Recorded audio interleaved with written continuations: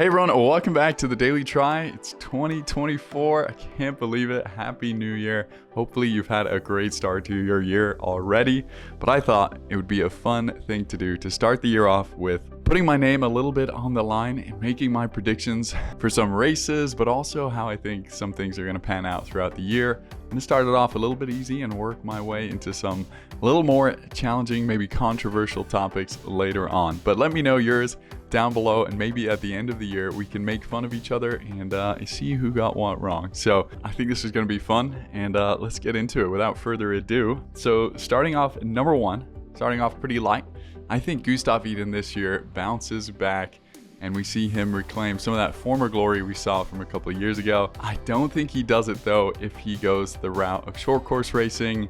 I think he probably won't make it to the Olympics anyways because of how low his rank is, and for what it would actually take for him to get a high enough rank and qualify. So I think he bounces back by doing the PTO races, and my inkling is that is exactly what he's going to do. And I don't think he'll quite win the series, but I think he'll be really close. Then moving on to number two, short course coming up to dominate the long course. I talked about this a little bit on my podcast. I've heard mixed feelings about this one, but I think it's going to happen. I think after the Olympics, we'll see quite a few, especially on the men's side, and I'm hoping as well on the women's side, we'll see quite a few jump up in the distance. On the men's side, there are a lot of people who have already dipped their toes into the middle distance racing, and they've had a lot of success. The likes of Leo Berger, Hayden Wild, who ran a 108 after easing off after 10K, and Martin Van Riel recently as well. And I think they'll make a real big effort for the 70.3 World Championships in Taupo, which comes at the perfect time in December at the end of the year. Yeah, I think it's going to be great fun and perhaps another new era of middle distance and long distance racing. I don't know how well they'll do at the full distance, but we'll have to wait and see. And I think it's even more interesting with the PTO, their wild cards that they offer, etc. So keep an eye out for that one. Number three, also another little bit of an easier one, but I think this one's going to be interesting to watch. The run times in triathlon, I think, are going to get pretty crazy. Jason West has publicly stated, which I said before, that he's looking to run a 104 and a 70.3. I personally don't think he quite gets 104, but I think he definitely breaks the 70.3 record and runs a 105. And then on the women's side, I think finally somebody runs that sub 113. Tamara Jewett was 113 flat, so that's not too big of a guess, but nobody came close to that run the rest of the year. But then on the marathon side of things, I think somebody is finally going to go sub 230 on the men's marathon. Patrick Lang has alluded to this recently. I think if they really focused on the accolade, maybe not on winning the race necessarily, they could take it easier on the swim and the bike and try and lock that 230 in. I think somebody might try and beat him to it, perhaps the likes of Dennis Chevreau. And whenever somebody says times don't matter in triathlon, I think they aren't telling the full truth. I think they do matter quite a bit, and I think the accolade of something like this means a lot to sponsors, etc. But then on the women's side, the marathon record would be extremely hard to beat, as it's actually 2:41, which is about 3 minutes faster than anybody else has ever gone. So I don't think we will see anyone beating the women's marathon record. But then moving on to number four, it's getting a little spicy now. PTO and World Triathlon versus Ironman Pro Series. Who is going to fare better at the end of the year? At the end of the year, I'll take a poll and see which one we all think did better. But I actually think the PTO is going to do slightly better here if they can pull off what they're saying they can pull off. We don't have their races yet, but they are saying now it is going to be well worth the wait. We should hear it soon. And I just think they have the advantage of starting off a little more fresh than Ironman. Ironman's been doing their races for a long time, but PTO seems to have quite a large budget and quite a lot of new ideas and new things that they're trying to implement. And if they can lock in those top athletes, those 16 athletes or so that we were hearing so far, I think it is going to be well worth the wait, and something that we've never really seen in long distance racing before. And yeah, I think that's why I think they have the slight upper hand in the pro racing coming up. I just hope it doesn't split up the sport and make it a little bit too much and too confusing, and it really attracts new people to watch the sport. But then moving on, number five, now it gets a little spicier. Injuries. I think with everything on offer, that Ironman Pro Series, the PTO, as well as all the new challenge races, Super League, World Triathlon, and the Olympics, I think injuries are going to play a big part in this next year. But if I had wood around me, it would be touching wood. I would hate for that to happen. The only reason I'm saying it is because there's a lot of athletes saying that in training and racing right now, they're right on the knife edge. They are putting everything on the line to get fast because the sport is just so fast right now. There's no room for error or weakness.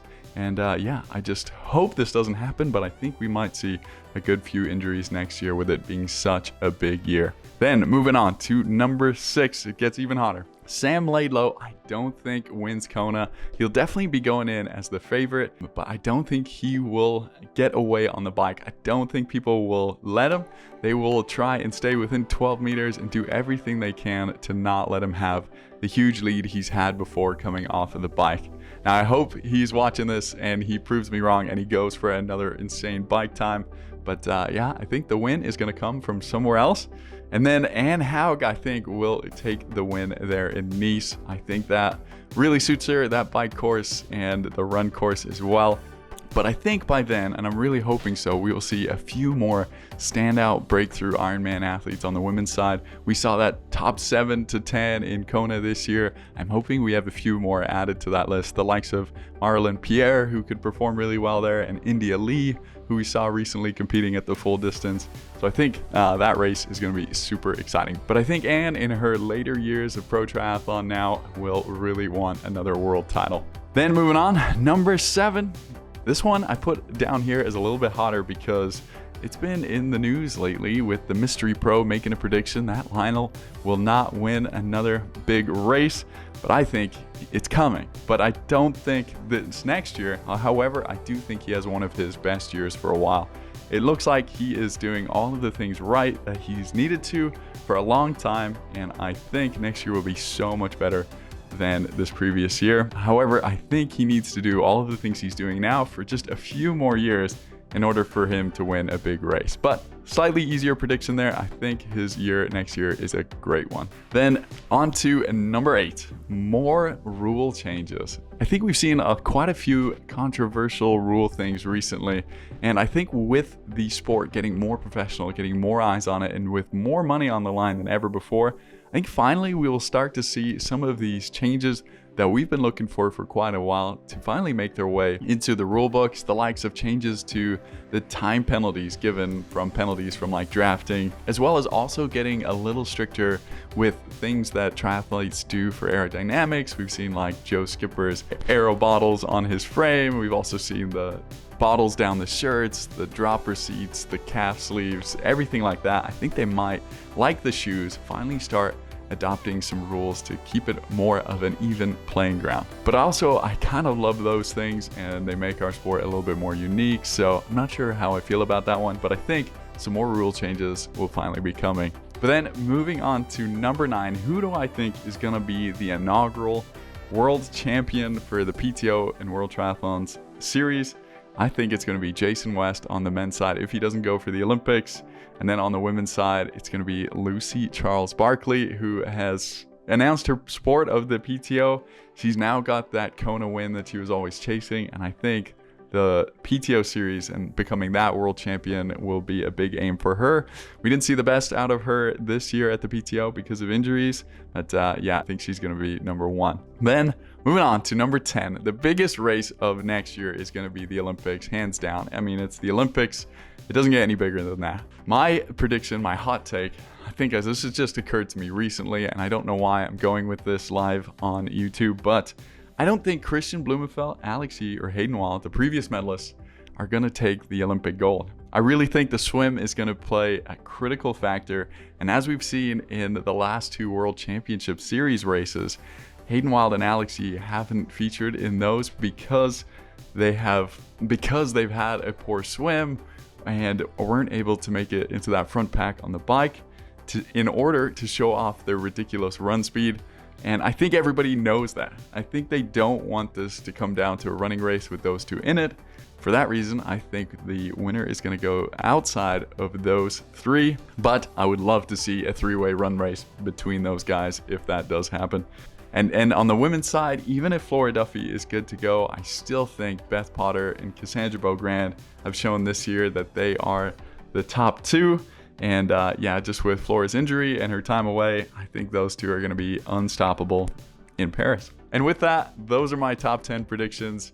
Thanks so much for watching. Let me know what you think, and let me know some of your predictions down below. I want to hear it. I was a little bit vague to save a little bit of skin for next year, but I still think we can make fun of me next year when I get all of these wrong. Because if there's anything we know about triathlon, it is that it is super unpredictable. So here's to a year of epic racing and hoping I'm wrong with all of these predictions. So have a good one.